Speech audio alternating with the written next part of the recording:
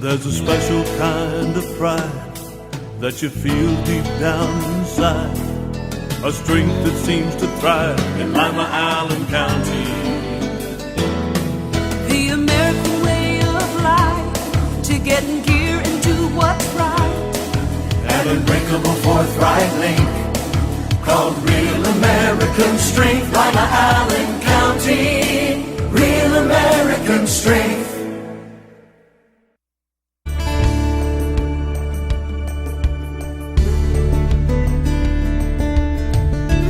Keeping you up to date with what's happening in your community. Community Focus on GTV2. Thanks for joining us on Community Focus. I'm Ann Decker, and John Gonzalez is in the studio today. He is with the Lima Allen Council on Community Affairs, and John runs the Fatherhood program. Thanks for being with us today. Thank you, thank you. I'm excited to be here. What is the Fatherhood program? It's called Nurturing Fathers. It's a 12-week program where we actually go over evidence-based curriculum.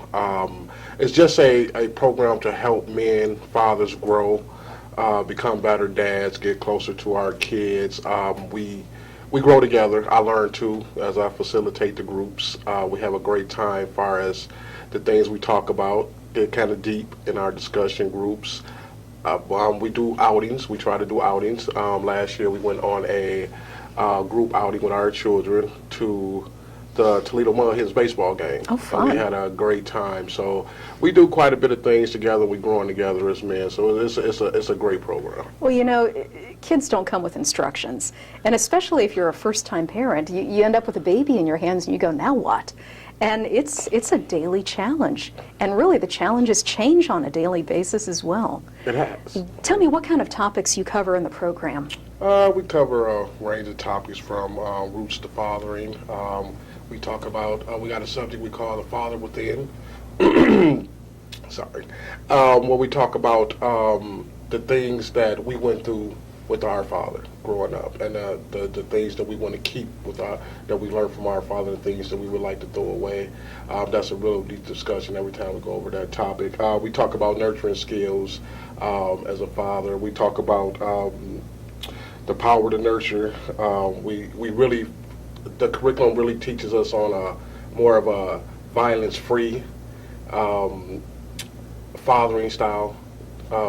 So that brings in a lot of discussion when it comes to discipline, from the fathers that like to spank to the fathers that enjoy just talking or taking away an item from their kid when they get in trouble. So that leads us to, like, that's 2-3 weeks alone just talking about that. But it's really a violence-free curriculum.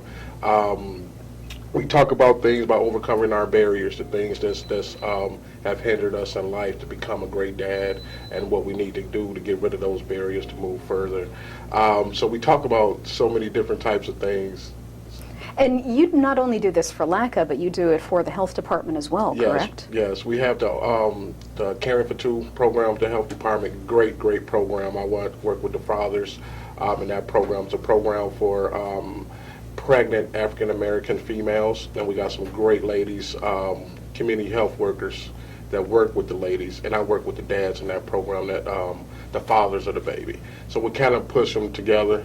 They kind of join our classes over at LACCA and vice versa. It's been great just to see some of these young men grow to become better dads. Can you help them in other areas of their life besides parenting? Yes, we help. Also help them with, if any of them need of employment, I help them in that area as best as I can. Education, some want to go back to school to get their GED, so we'll get them plugged in with resources in the community where they can get their GED. Those who need help with filling out a college application, we help with those things as well. Also with LACCA services, the services that LACCA offers, we plug our men into the services if they need assistance for whatever reasons. LACCA offers so much, so we plug our men into that, and whatever the man needs, I'm a helping hand for them. Who is eligible for this program? Really, with all the programs, with Caring for Two, the woman the mother of the child have to be signed up in a program first. With Nurturing Fathers through LACCA, any man, I accept them all. They don't even have to be a father. If they're just a mentor, a stepdad, big brother to someone, to a youth, from young teenagers to older males. We take them all. Is there a cost for the class? No, it's free. What a It's great free. deal. It's free of charge. We meet every Thursday at 11 o'clock, and I'm looking to start new classes, some evening classes, some other earlier morning classes. Only thing they have to do is call, contact me, and I give them my enrollment form. All right, John, what's your number? If they want to contact you, Can I pull it up? you can pull it out. They can contact me over at LACCA at 419-227-2586, and I'm extension 111. Okay, we appreciate you coming in today. Thank you. You're welcome. John Gonzalez from LACCA. When we come back, we'll get an update from the Lima City Schools right after this on GTV2.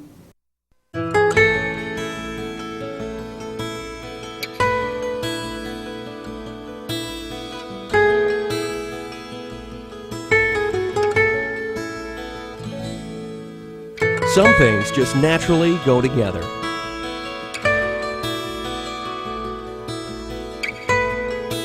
Other things don't mix. Please, don't drink and drive.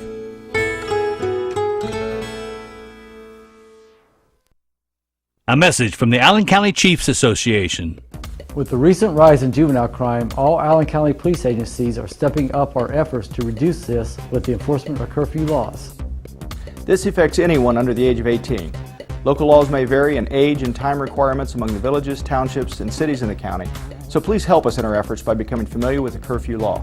Please check the websites on your screen for specific curfew information. Together we can make Lima Allen County a safer place in which to live and work. We're not doing well in Allen County. Almost 70% of our adults are overweight. And close to 40% of our children. We eat the wrong foods. We smoke too much. We don't exercise nearly enough. We can do better. We can do better. We can do better. Activate Allen County is working with schools, churches, businesses, and local government to influence policies that will help us all do better. We can do better for me. For me. For all of us. Join the effort to help Allen County do better by going to activateallencounty.com. Paid for with funding through a grant from the Centers for Disease Control and Prevention. Help keep the youth of Lima safe by donating to Lima Safety City today. Hello, I'm Chuck Eichelberger from the Lima Noon Optimist Club. Safety City is a very important part of the Lima community. The Optimist Club is renovating Safety City and it needs your help. Donations can be made by going to the website limasafetycity.org. You can also send a donation to Lima Noon Optimist Club, P.O. Box 428, Lima, Ohio 45802. Help keep the youth of Lima safe by donating to Safety City today. Welcome back to Community Focus. I'm Ann Decker. If you have a little one who's ready to attend the Lima City Schools, it's time to sign up for kindergarten. Jill Ackerman is here today. She's the superintendent of the Lima City Schools. Thanks for being here. Well, thank you for having me. What do the parents need to be doing? Well, it is that time of the year. It's March, and we schedule kids for kindergarten. We will have a big kindergarten registration day on Wednesday, March 5th at Liberty Elementary School. But if people miss that, we don't want them to feel that they don't need to do anything. Right now, all kindergartners, children who will be 5 before August 1st, need to be registered for kindergarten, so we really want parents to do that now. Even if you miss our big kindergarten registration fair, we would ask that you go to the building that you believe would be your home school for kindergarten, and if you're not sure, you can call us and register them now. They're going to need to have a physical, and we're going to need to have all their medical records, social security card, copy of their birth certificate. We have some really nice packets that we would just give to the parent that has a checklist on the front of everything they need to have to register them for kindergarten. So you could just run into any elementary school and pick up a packet and then prepare it and bring it to your school. Or do you have the info online? The info is, I'm not sure if the checklist is online, but people can certainly call. We can send it to them, we can scan it in and email it to them if they want that checklist. Every elementary school, every school that has kindergarten in it will also hold a separate open house. And those are all listed online, the dates and the times, and they like to bring the kids in and with their families, and they do like a little orientation, have them visit the classroom and meet the teacher. And they typically do that between April and May. And every school does their own little thing, so there's still an opportunity to jump on board with that. Okay. We have the 2 magnet schools, South and Liberty, and so if people are interested in having their kindergartner attend one of those magnet schools, they can get a magnet application from us as well. Okay. And then they'll enroll in their regular school, they can fill out a magnet application, and then we'll do that lottery drawing in May. All right. So it's a lot. I mean, we have to get them ready. So there's also tips. We have a lot of tips and things like that for parents to do with their kids to help to get them ready for kindergarten. But you make it as easy as possible for the parents to get this going. We really do try to. And our large kindergarten registration fair that we hold involves a lot of community agencies, plus free screenings, free medical screenings. Dr. Weinerman is there, and he will do a physical for free for those kids. So everything can get done in one stop. And that is at Liberty on March the 5th. If anybody sees this in time, they're welcome to come to that. But even if they don't, that's not a problem. We still have lots of resources available to help them. All right. How are you doing with calamity days? Well, we're kind of still up in the air waiting to see what the legislature decides. We have missed a total of 15 days this school year. That's a bunch. It is a bunch. And we made up 3 in February that would have been scheduled student days off. We did do 2 blizzard bag days. We still have 1 more in reserve that we hopefully won't have to use, but we could. And so as of right now, we have 5 days to make up.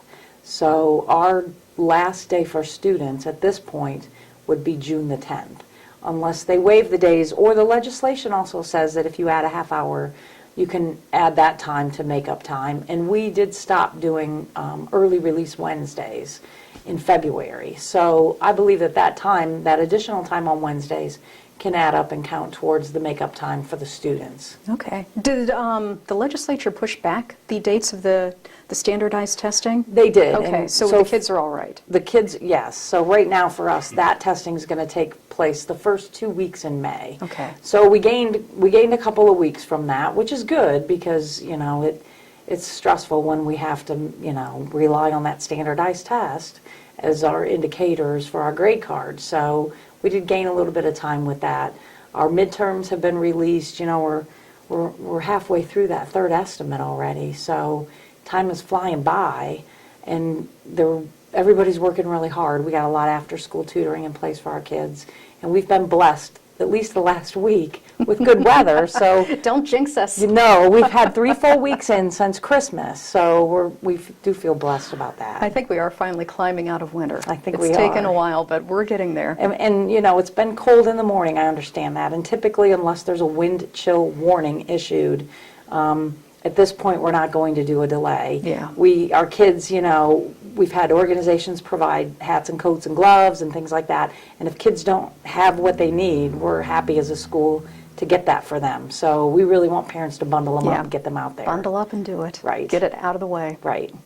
There was a great article in the Lima News the other day about Project Bless. Do you want to tell us about it? I do. That was founded by Marley and Grant Sullivan, who are Lima residents with children that now attend the Lima City schools. They talk a lot about their, when they first came to Lima, the perception of the district and just looking at the grade card and hearing things that are out there. And they had actually open enrolled their kids to another district until someone convinced them to just come in the door and take a tour. And they did, and they fell in love with the school. And now their children are here. And then they decided that they wanted to do something special just for the schools. So it doesn't actually mean that they bless the kids, but what they do is they bless us with their volunteers that they have. They have collected lots of clothing for our kids. They've collected clothing for our high school kids. There were coats everywhere at Freedom during parent-teacher conferences, and the parents could just go through and pick what they needed for their children. And then they've provided a lot of morale and support for our staff as well. They had little boxes for every secretary that just had a little hand sanitizer and a little treat inside just to make them feel special. And to see there was a picture of the one secretary who was just beaming that somebody would think to do that for them. So we've been very lucky. Then they founded this 401c3 group, and they're looking for more volunteers. So if anybody is interested in joining them, they can call our human resource office and we can connect them to Marley. Marley was a teacher herself, so she knows too the things that classroom teachers need. You know, she can cut stuff out, run copies for them, and just provide some support for them to let them know also that they're appreciated. Okay. You've got some other volunteer groups as well, don't you? We do. We have also been very blessed this year to have the Kids Hope USA has now become involved in our school district. And that came to Lima when Pastor Doug Boquist became the pastor of Lima Community Church. His wife actually had started this program in their other town that they lived in and brought Kids Hope USA to us. She has an abundance of adult volunteers. They adopted South Technology School to begin with, and they're now going to expand into Unity and some of the other schools. They have a whole bunch of adults that just pair up with a child and they mentor them. They come in and they spend time with them. They will do some academics with them, and then they'll just do a little social thing, maybe play a game or read a book, just have some time together. And that, I've been able to witness that firsthand.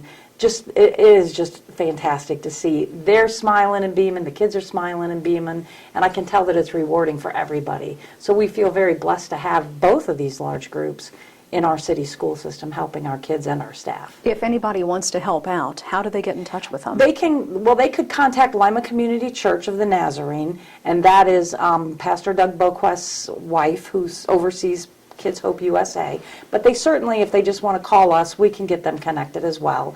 Our number is 419-996-3400. They can ask for the Human Resource Department, and we can get them where they want to be. Okay. Is that also a good number to call if they have questions about kindergarten? It is a good number to call. And they also can like us on Facebook. We post all that stuff. And then our website, too, which is www.limacityschools.org. Okay. We appreciate you coming in today. Thank you for having me. You're welcome. Jill Ackerman from the Lima City Schools. When we come back, we'll get an update on snow shoveling right after this on GTV2. Reduce, recycle, reuse. Allied Waste Services in the City of Lima encourage you to live green by recycling all that you can. Recycling promotes green living by reducing the amount of waste materials buried in landfills. This saves money, natural resources, and energy. Keep our environment healthy and start recycling today. Allied Waste Services is committed to a clean environment. Contact us today for your recycling needs. Visit our website, republicservicesohio.com, to learn more about recycling today. Lima City Council has recently amended the city's vicious dog ordinance to deal with potential problems concerning dangerous dogs in the public. The ordinance is comprehensive. However, here are some key elements that all dog owners and their neighbors should be aware of.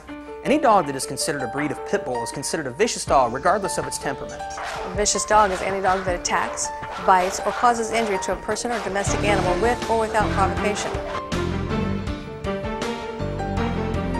Not under control of the owner and secure with a muzzle and a leash of 6 feet or less in length, all vicious dogs must be confined when outside in a pen with a secured top and bottom, or with the sides of the pen embedded at least 1 foot deep into the ground.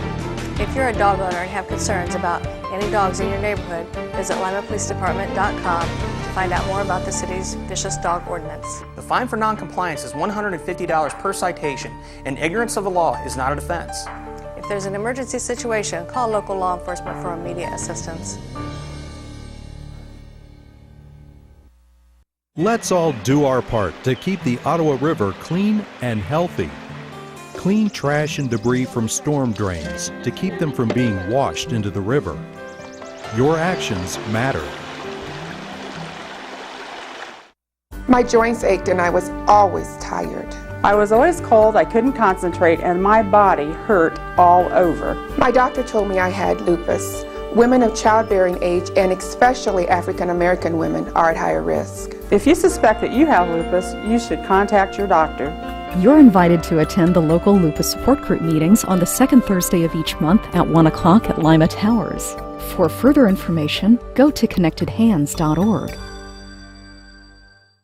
We're back on Community Focus. I'm Ann Decker, and Amy Odum is here today from the City of Lima with what I really hope is a pointless interview. Absolutely, Ann. We're talking snow removal, and I know it's March and it should be melting, but it's just not. Wouldn't it be wonderful if this was the last conversation we have to have about snow so. in Lima, Ohio this year? But unfortunately, Mother Nature has not been kind to us or really the rest of the nation.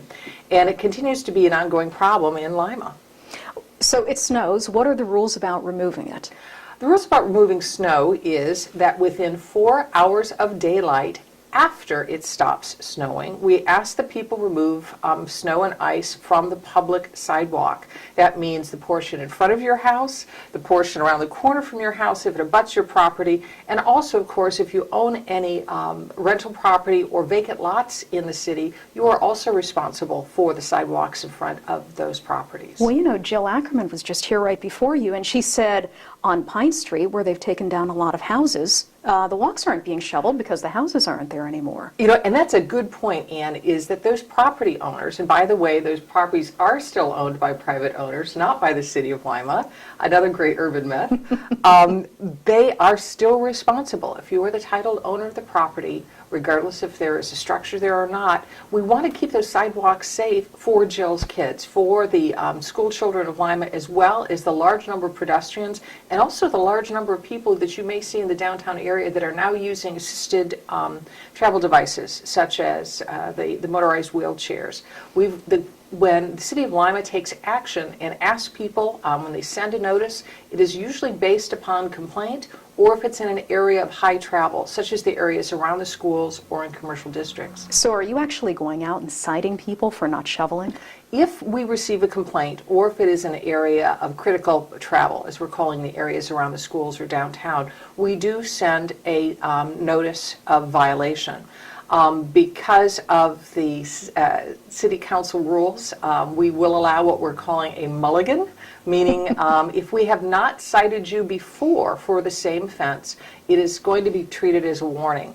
But if we have, but that means we are still asking you to remove the snow, but you will not receive any type of civil penalty or fine. What is the fine? The fine is structured as all our property maintenance violations, ANs, which are that if you receive a notice, it's a $50 civil penalty. If you do not remediate the problem, it can go up to $350. Wow. Absolutely. The same as with all our other property maintenance types. Again, it's based upon really user-based fees. When you think about having to send out city employees to do the legal research to determine who owns the property and do the rest of that, it's a cost that all our taxpayers bear. Well, and you know, if you're looking at a $50 fine, it doesn't cost that much to hire the kid down the street to shovel it if you don't want to do it yourself. Absolutely. What we're recommending to businesses is, again, if you're clearing your lots, please make sure that you clear your sidewalks as well. And that's important. What we are seeing is some businesses depositing their snow on the sidewalks, the right-of-ways, or even in the street. Well, yeah. Have you been on Elizabeth Street? It's down to one lane. You can't get through the street. It is problematic, and those business owners have been talked to, and letting them know that actually depositing in the street is not even a property maintenance violation, ladies and gentlemen. It becomes an issue involving the Lima Police Department because it is obstructing the right-of-way. And so the Lima Police Department has also been instructed that if they see plow operators depositing snow in the street, that they may be ticketed. So what do they do with it? What we're suggesting, again, is if you have a parking lot, yes, you may end up having to utilize one or two of your parking spaces, but that's the appropriate place to put it, not in the sidewalk or the right-of-way. If not, work with your contractors to have that snow removed and taken to a lot or some other place where it can melt and not cause a problem. Many landscaping operators do have lots, meaning where they store their equipment or their mulch or other kind of things, and perhaps something can be arranged where the snow could be taken there. It has become a problem again in our streets, as you pointed out, Ian, but I think what we'd like to concentrate on is safety, is making sure that those kids walking to school, those elderly who have no other way to transport themselves, people getting to bus stops, can get where they need to do safely. Well, and just personally, when I come to work in the morning, it's still dark. And there are lots of people walking in the street because they can't walk on the sidewalk. And they're just hard to see in the morning. Absolutely. Folks, we'd like to keep you off of the streets and on the sidewalks because that poses an even greater hazard. So we're hoping, again, as you said, Ann, this is maybe a pointless interview, is we don't have that many more snow days. We can only cross our fingers. But remember it for next year. Absolutely. Amy, if people do have questions, where do they get more information? If they have questions about snow ordinance, they're welcome to call the Department of Community Development. That would be the City of Lima, 419-221-5146. Also, another question we've been asked frequently is where do we get assistance, some of the elderly persons with disabilities? If you do receive a notice and you do fall into that category, please let us know. We are willing to work and waive fines for persons who do have substantial limitations such as age or handicap.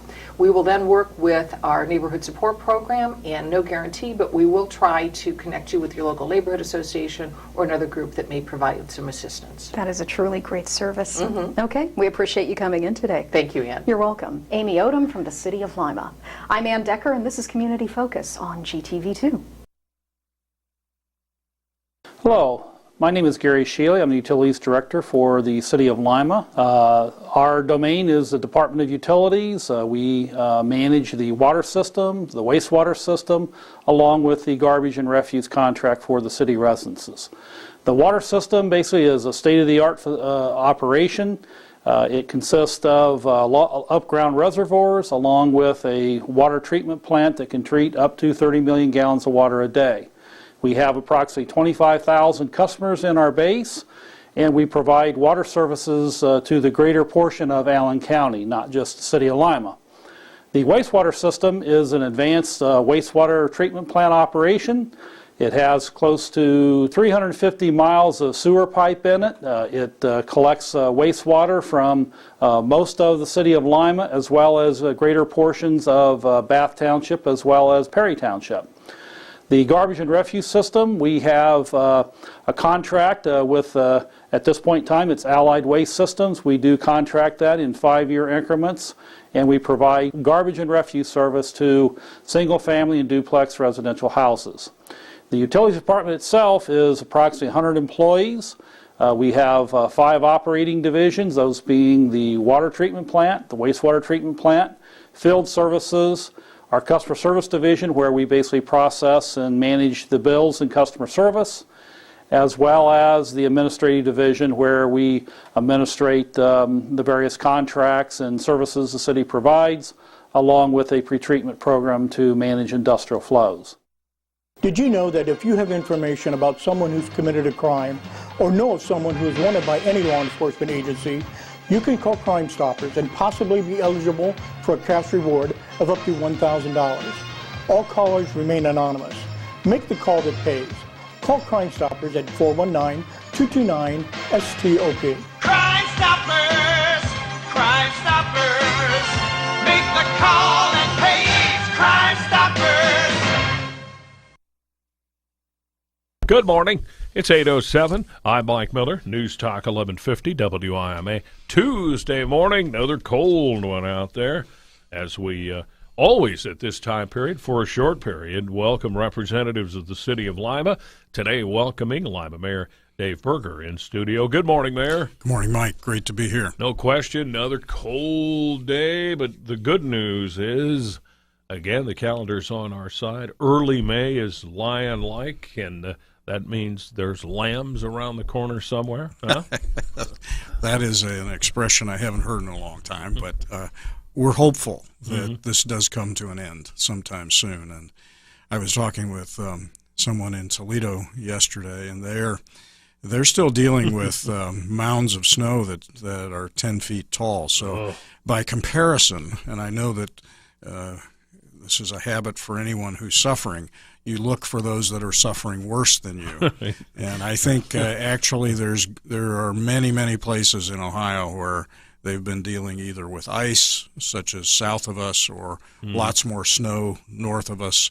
So although we're cold, I think we're battling the elements fairly well.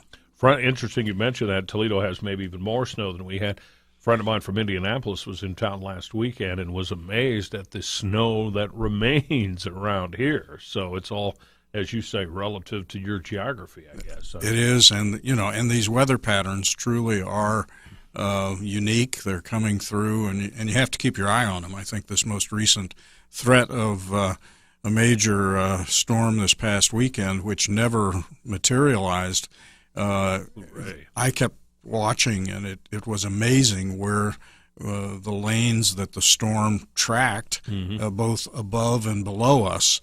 It was kind of fascinating to keep the weather map in front of you and pray that it didn't encompass us. Yeah, we were very fortunate there. I mean, 3 inches, fine, we can deal with that. 9, 10, not so much. That really becomes a burden for everybody. Looks like we have a call coming in, so we'll deal with that in here in just a little bit. We're going to talk a little bit about potholes and also vicious dogs and some oncoming street projects ahead. But let's go to the phones first, if we might, this morning. Brian from Lima.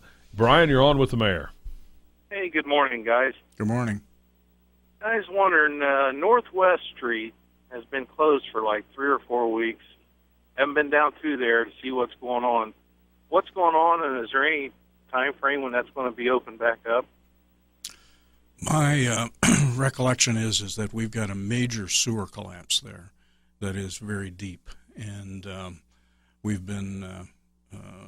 haven't even had equipment in-house that we could use. We've had to go out and find equipment. It's that deep.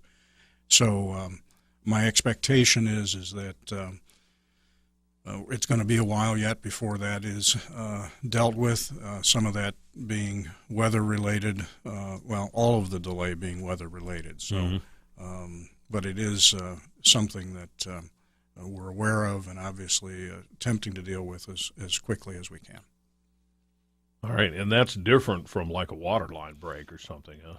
This is, a water line break, you can, once you find specifically where the line is broken, you can generally fix it. In this instance, I believe what we've got is an old sewer that has collapsed, and there's a lot of even trying to scope out the extent of that is difficult at this point.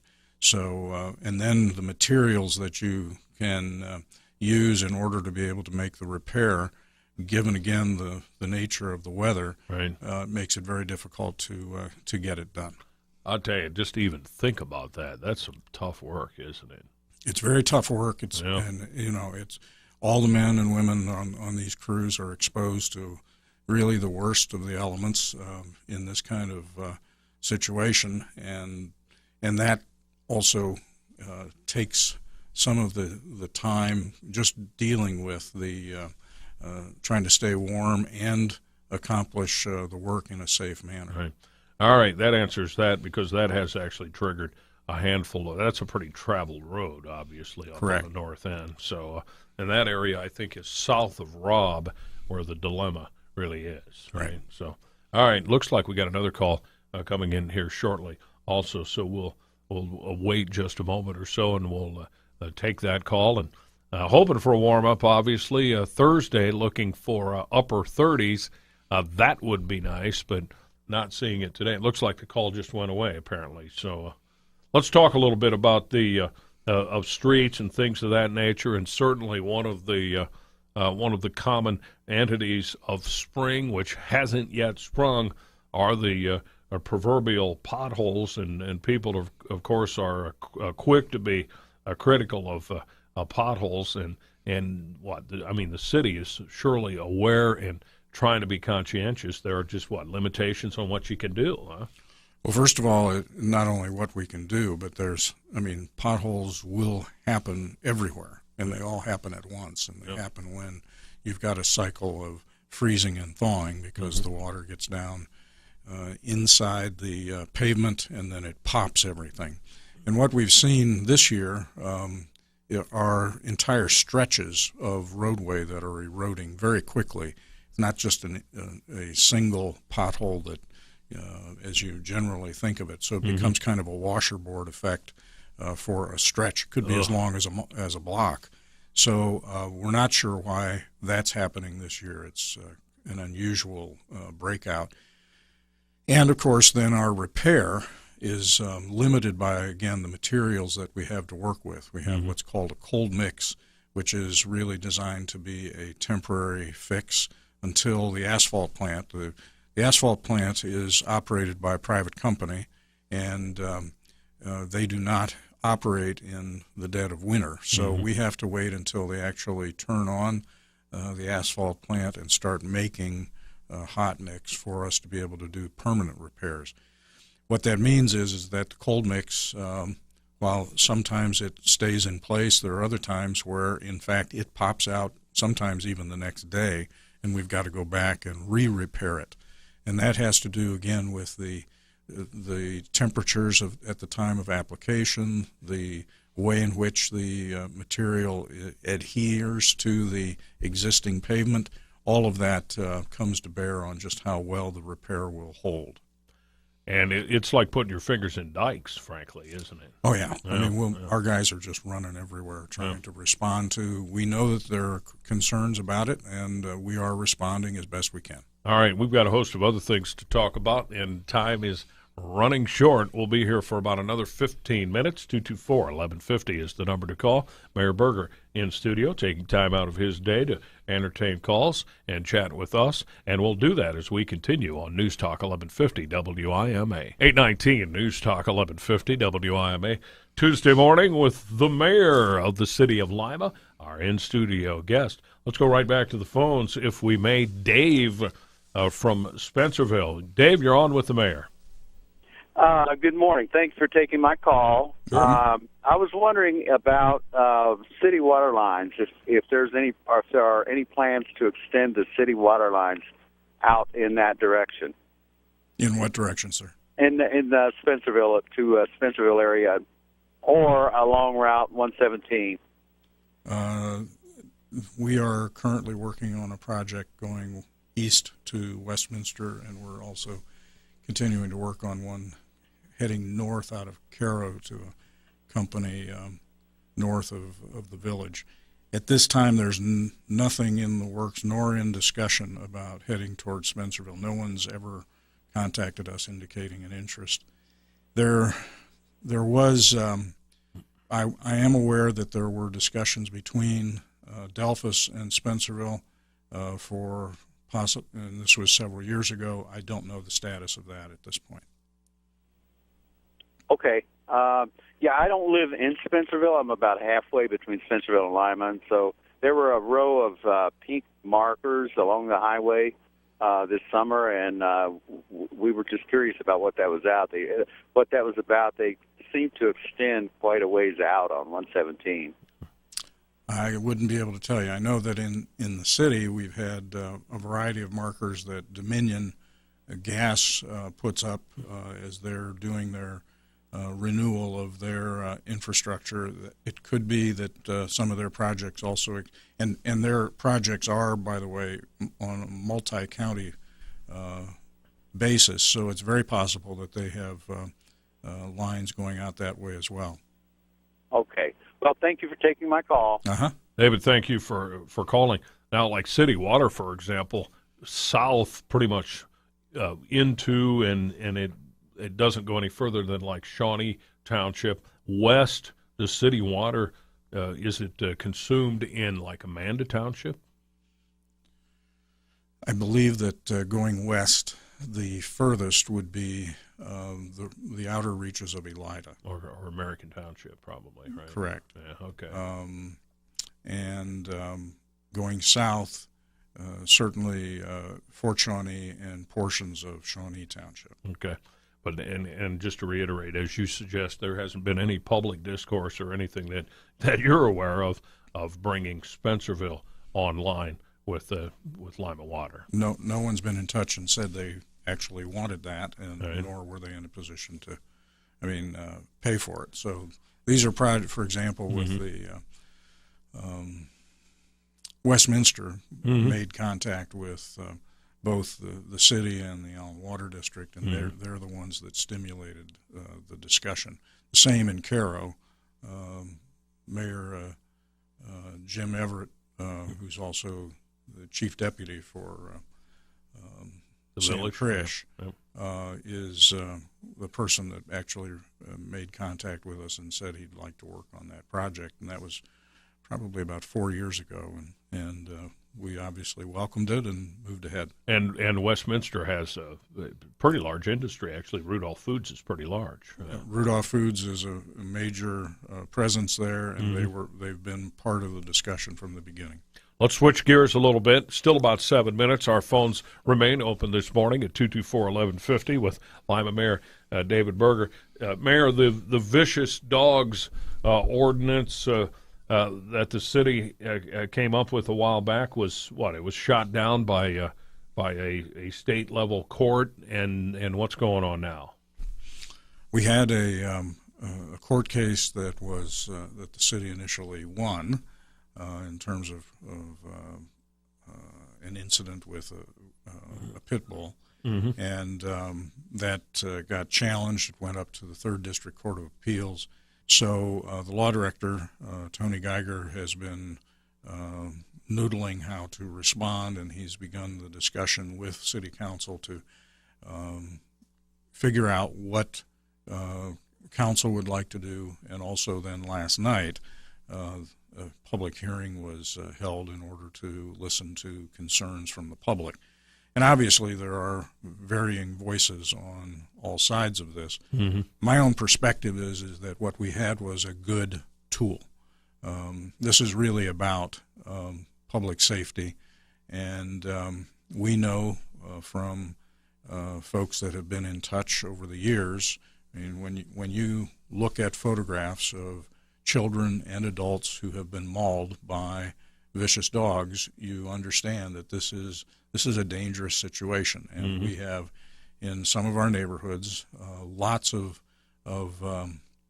unmanaged and irresponsible circumstances in which dog owners are allowing their animals to roam, and they are causing real fright and concern among the public. So I know that it's going to take a while until all of the various considerations are anticipated, but I believe the law director is focused on making sure that the police department has some ability to enforce and deal with this by the time the spring rolls around. It is a major concern in the police department that we not allow this to go unattended after the bad weather resolves. You know, I heard an interesting perspective on vicious dogs, that in fact dog owners who might, as a knee-jerk reaction, not be sympathetic to this kind of thing, actually should be sympathetic to these sort of ordinances, simply because it also protects them, because if it's your dog that takes off after some individual and attacks them, you're in big trouble. There's real civil liability with these animals, and often, however, what occurs, particularly if you're talking about drug dealers who are training animals to protect their stash and their drug house, these are folks that don't have assets. So if someone gets hurt by one of their animals, then what do you do? Well, this ordinance, as we previously had it written, required those individuals to have insurance. It required them to keep the animals in certain fenced-in areas. It required them to have a variety of constraints on them as they were, including muzzles, as they walked dogs in the neighborhoods.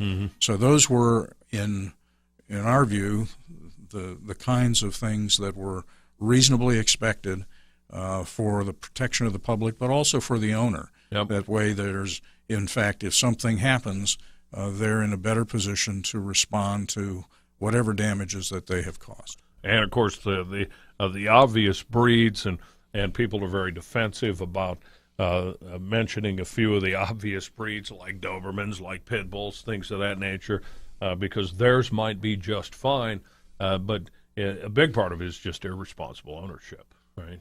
Well, there's no question. Right. And how do you, I think as the law director is quoted in the paper today, he essentially is saying, how do we know in advance? Well, we have to take some steps in advance.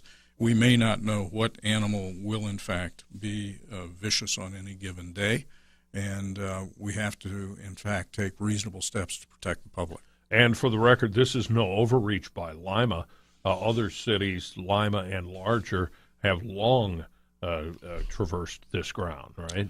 Well, that's true, but I think that the state has made it much more difficult now with the state law as it is, which is what struck down our original ordinance. Mhm. Ours was in place before the state. Okay. And I think the state's law has muddied the waters further rather than allowing cities and to be able to design what will work in their community.